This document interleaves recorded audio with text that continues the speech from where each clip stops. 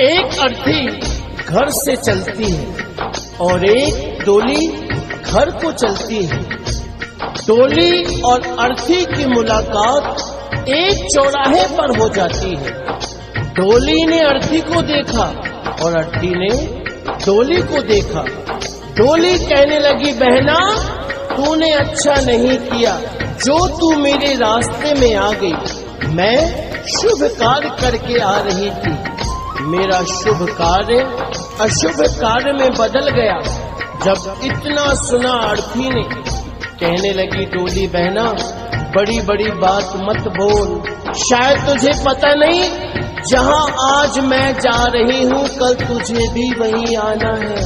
ये जान, अगर तू बड़ी समझती है अपने आप को तो सुन, मैं वैसी हूं जैसी कि तू है, तुझमें मुझमें कोई अंतर नहीं है। अगर तू अंतर समझती है तो सुन। अर्थी ने डोली से कहा,